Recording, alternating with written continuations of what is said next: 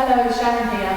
One of the questions I always get asked is from my postnatal mothers is how soon they should do abdominal work when they've had their baby. And I always say it's individual to them because whether they've had a caesarean or whether you've had a natural birth, everybody is totally different on how they heal. What I will say though, it's really important to start to work the pelvic floor and the TA muscle, that's your transverse abdominis. It's really important to start to work them straight away. So I'm just going to demonstrate a few simple exercises that you can do at home to activate that core muscle. So firstly we'll start by laying down on our back and trying to set the neutral position of your pelvis. So if you place your hands like this in a triangle position, your thumbs are there just under your navel and your fingers are just down towards your pubic bone. Now imagine that you've got a marble in the middle of that triangle. When you tuck your pelvis under, that marble would run towards your thumbs, and when you tilt your pelvis forwards, the marble runs down towards your fingers. You want to be somewhere in the middle where you feel that that marble will just rest centrally. And that's the neutral position of your pelvis. You might have a curve in the back, you might have a smaller curve. Again, everybody is different. As long as you feel that you're level. Now when you engage the core muscles, you're drawing your navel in towards your back, but you're not pushing out that curve. So you're not moving your pelvis, and you are still breathing. So it's important that you breathe here into your lungs. So your ribcage will expand laterally, and then exhale. And you're able to keep this little connection of the core muscles. This is only going to be small, just pull it in maybe a quarter of the way to maximum.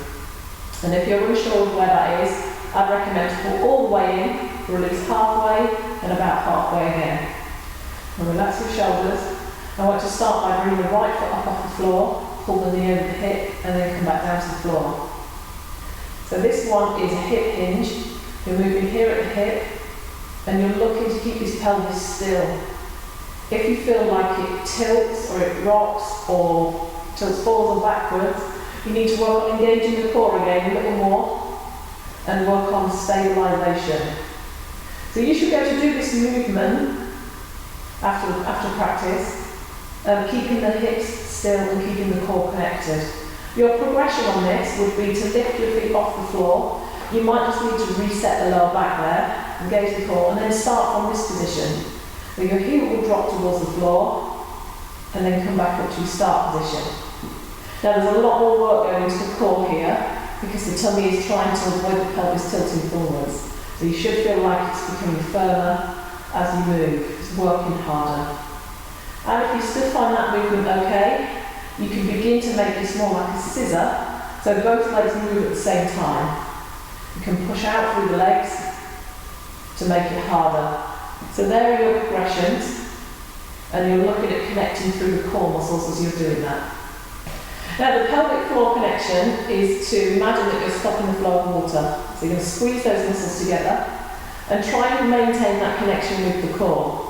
Again, we're all different here, and I know sometimes after having a baby, from experience myself, it was like my pelvic floor had been ripped out. It's like I hadn't even got one anymore.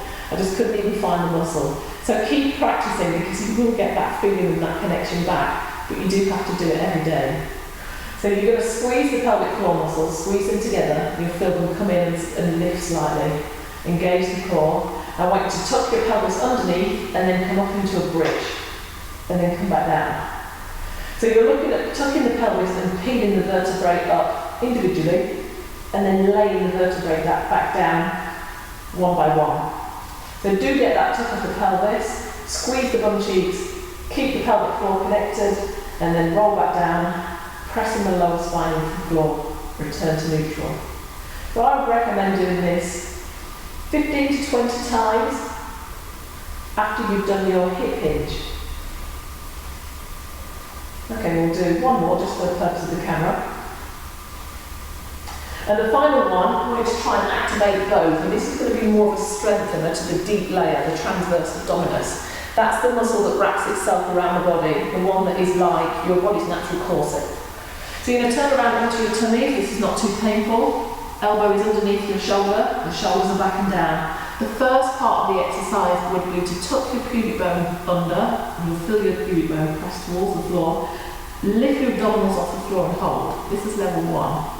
If you find that easy and you're not working, then I would raise the hips up towards the ceiling, coming up to about the height of your shoulders. Now check here that your lower back isn't dipped. So you are tucking under, you're keeping connection, and you've got good head carriage. There's no tension here. Your next progression would be to raise up one knee, still keeping your hips level, and the final progression is to lift both knees up. Now you're looking at breathing into lungs again, keeping the connection on the core, and squeezing the pelvic floor muscles. So I would consider holding this up to 30 seconds, and then take some recovery, and then go again. The more frequently you do it and the stronger you become, you can gradually work to 40 seconds or 50 seconds, even a minute. But yeah, keep doing those exercises daily and you should find that they will help with your core, help with your pelvic floor.